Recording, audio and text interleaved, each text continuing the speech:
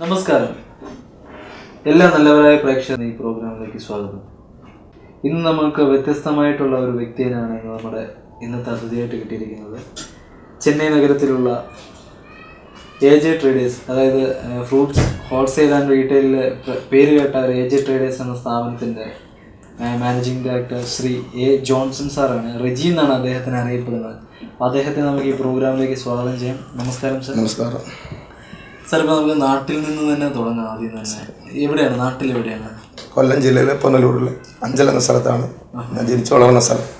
പിന്നെ അവിടെ നിന്നും ഇങ്ങനെ ഈ ചെന്നൈയിൽ വന്നിട്ട് ഒരു ബിസിനസ് ആരംഭിക്കാനുള്ള കാരണമൊക്കെ എന്തായിരുന്നു? എൻ്റെ അമ്മാവന്മാരും ചേട്ടന്മാരും ഇവിടെ ബിസിനസ്സുമായിരുന്നു. അവരുടെ കൂടെ ഞാൻ വന്നു.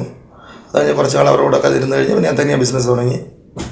അങ്ങനെയാണ് ബിസിനസ് എന്ന് പറഞ്ഞ രംഗത്തേക്ക് വന്നത്. ഇപ്പം ഈ അവിടെ ഇപ്പം നാട്ടിൽ തുടങ്ങിയത് ഇവിടെ ആൾക്കാരുള്ളതുകൊണ്ടാണോ ഇങ്ങോട്ടേക്ക്? തീർച്ചയായിട്ടും.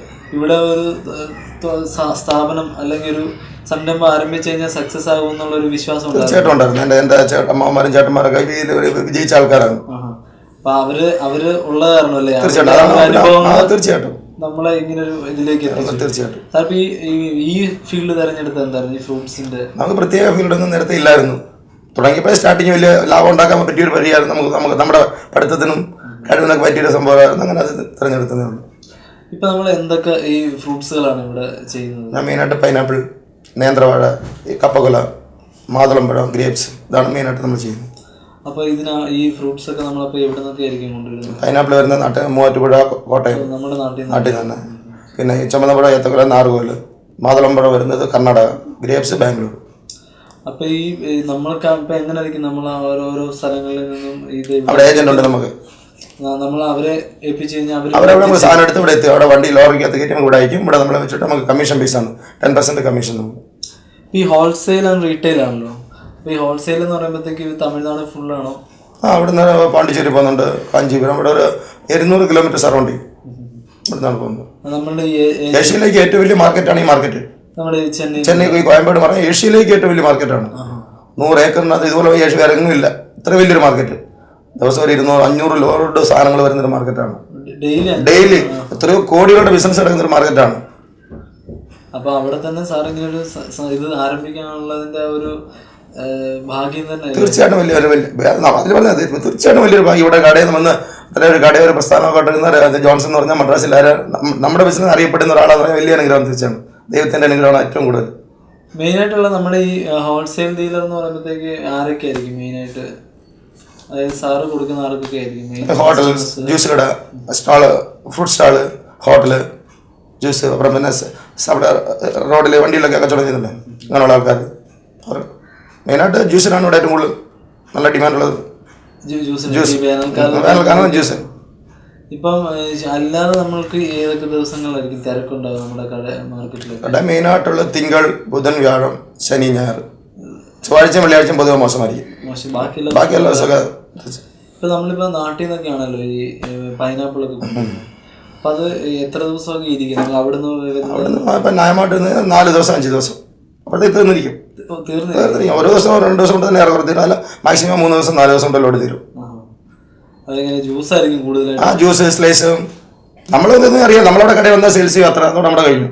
എന്നാൽ ഈ ആർക്കൊക്കെ വേണ്ടത് വെച്ചാൽ നമ്മൾ നേരത്തെ അവിടെ ക്യാൻവാസ് നമ്മുടെ കസ്റ്റമറായിട്ട് ഉണ്ടവർ നമ്മൾ ഇരിക്കുന്നിടത്ത് വന്ന് വാങ്ങിക്കൊണ്ട് പോയിക്കോളൂ. പിന്നെ ആവശ്യക്കാരെ നമ്മൾ ഫോൺ ചെയ്ത് പറഞ്ഞാൽ നമ്മൾ സാധനം അവിടെ എത്തിച്ചു കൊടുക്കും. നമുക്ക് ഹോം ഡെലിവറി ഉണ്ട്. നമ്മൾ അതുകൊണ്ടുണ്ട്. അവർ പറഞ്ഞു കഴിഞ്ഞാൽ നമ്മൾ ചെയ്ത് കൊടുക്കും. ഓർഡർ കൊടുത്താൽ നമ്മൾ തീർച്ചയായിട്ടും അവിടെ എത്തിച്ചു കൊടുക്കും. എത്ര സറൗണ്ടിനുള്ളിൽ? ഇവിടെ 100 കിലോമീറ്ററിനുള്ളിൽ. ആൾക്കാരെ വിളിച്ചു പറഞ്ഞാൽ നമ്മൾ വണ്ടി പിടിച്ചാൽ വണ്ടിക്ക് നമുക്ക് കയറ്റി കൂടെ അവിടെ പറയുന്ന സ്പോട്ടിൽ കൊടുക്കും. പിന്നെ അതേപോലെ തന്നെ ഇതിന്റെ ഒരു ബ്രാഞ്ച് വല്ലതും കേരളത്തിൽ വല്ലതും ആരംഭിച്ചിട്ടുണ്ടോ? ഇല്ല ഇല്ല. അതെന്താണ് ആരംഭിക്കുന്നത്? ഇവിടെ നമുക്ക് അവിടെ ഇവിടെ ആയിട്ട് നോക്കാൻ കൊണ്ട് ആളില്ല. നാട്ടിൽ നിന്നല്ല ഇങ്ങോട്ട് വരുന്ന സാധനം. ഇവിടെ നാട്ടിൽ അതോടെ അവിടെ രണ്ടിടം കൂടെ നമ്മൾ നോക്കാൻ പറ്റത്തില്ല. ഇവിടെ തന്നെ നമുക്ക് ന്യായമായിട്ട് ഉള്ളതുണ്ട്, എല്ലാ സെറ്റപ്പും ഉണ്ട്. ഈ മാതള നാരങ്ങയുടെ കാര്യം പറയാം. കേരളത്തിൽ എനിക്ക് തോന്നുന്നു മാതള നാരങ്ങ വളരെ കുറവാണ്. ഇവിടാണ് അത് ഒന്നര അതിന്റെ എങ്ങനെയായിരിക്കും അതിന്റെ ബിസിനസ് ഒക്കെ? വളരെ വലിയ ബിസിനസ്സാണ് അത്. അതൊരു ലോഡെന്ന് പറഞ്ഞാൽ ഒരു 100 ബോക്സ് വന്നൊരു 5 ലക്ഷം രൂപ ഒരു ചുമ്മാ തുടങ്ങുന്ന ഒരു 10 ലക്ഷം ഇല്ലാതെ തുടങ്ങാൻ പറ്റത്തില്ല. അത് സെറ്റപ്പെല്ലാം സ്റ്റാർട്ട് ചെയ്യണമെങ്കിൽ നാട്ടിലൂടെ ഒരു കിലോ ഇപ്പോഴത്തെ ഒരു 100 രൂപ വരെ ഇവിടെ കിലോ വിൽക്കുന്നുണ്ട്. ഇപ്പൊ സാറ് ഇപ്പൊ ഈ ഒരു ബിസിനസ്സിലേക്ക് ഇപ്പൊ വന്നിട്ട് ഇപ്പൊ എത്ര നാളായിട്ട്? 25 വർഷമായി. 85 മുതൽ ഈ ഫീൽഡിലുണ്ട്. എങ്ങനെയാണ് സാറിന്റെ തുടക്കത്തിലുള്ള അനുഭവങ്ങളൊക്കെ? ഞാൻ എൻ്റെ ചേട്ടനോട് നാട്ടിൽ നിന്ന് ഇവിടെ വന്നു. സുപ്രഭാതി ചേട്ടൻ ഇവിടെ നാട്ടിൽ പോകേണ്ട ഒരു സാഹചര്യം അതോ ഞാൻ ആ കട ഏറ്റെടുത്ത് ഒരു 15 പൈനാപ്പിൾ കൊണ്ടാണ് എൻ്റെ തുടക്കം. എൻ്റെ ആദ്യത്തെ ലാഭം 100 രൂപ. ആ 15 പൈനാപ്പിൾ വിറ്റ് കിട്ടിയ 100 ലാഭം കൊണ്ടാണ് ഇന്ന് ഞാൻ ഈ ലെവലിരിക്കുന്നത്. ഇതിന്റെ പിന്നിൽ ദൈവത്തിന്റെ ഒരു അനുഗ്രഹം, വേളാങ്കണ്ണി മാതാവും ദൈവത്തിന്റെ അനുഗ്രഹമാണ് ഏറ്റവും ഫസ്റ്റ്. പിന്നെ എൻ്റെ കഷ്ടപ്പാട്. അപ്പൊ ഏതൊരു ബിസിനസിന്റെ പിന്നിലും കഷ്ടപ്പാട് അല്ല, നമ്മൾ കഠിനാധ്വാനം. തീർച്ചയായും ഇത്ര ഈ ലെവലൊക്കെ എന്തുമാത്രം പ്രശ്നങ്ങളും പാറകളും നമ്മളെ ഒരു പ്രസ്ഥാനം തുടങ്ങിയ ആൾക്കാർ നമ്മളെക്കാൾ വലിയ അവരെ വളരാൻ വിടത്തില്ല.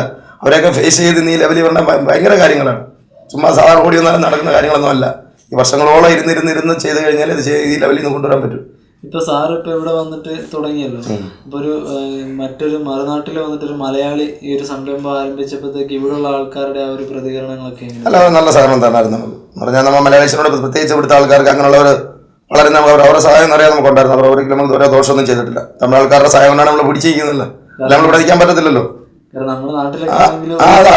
അയ്യോ അതാ പറഞ്ഞ നമ്മളായിട്ട് നമ്മളവിടെ ചീത്ത പറയുന്നില്ല. ഇവിടെ അങ്ങനൊന്നുമില്ല. മലയാളിയും അവിടെ പുറകെ നിൽക്കും. ഇവിടെ ആൾക്കാരുടെ സഹകരണം കൊണ്ട് മാത്രമേ നമ്മുടെ ഏത് മലയാളീസ് ഇവിടെ പിടിച്ചെടുത്ത തമിഴ് ആൾക്കാരുടെ സപ്പോർട്ട് കൊണ്ട് മാത്രമേ പറ്റത്തുള്ളൂ. അവരെ എതിർത്തും നമ്മൾ ഇവിടെ ഒന്നും ചെയ്യാൻ പറ്റത്തില്ല. നമ്മുടെ ആൾക്കാരെക്കാളും നല്ലതായിട്ട് സഹായിക്കുന്ന അവരാണ് നമ്മൾ. ഇപ്പൊ സാറിന്റെ ഒപ്പം വർക്ക് ചെയ്യാൻ വേണ്ടി നമ്മുടെ ഇവിടെ മലയാളികളുണ്ടോ അതോ ഇവിടുത്തെ ആൾക്കാരൊക്കെ തന്നെ? മലയാളിയായിട്ട് വർക്ക് ചെയ്യാറില്ല. നമ്മുടെ പ്രദേശത്ത് മാത്രമേ ഉള്ളൂ. ബാക്കിയില്ലാതെ ഇവിടെ തമിഴ് ആൾക്കാരാണ്.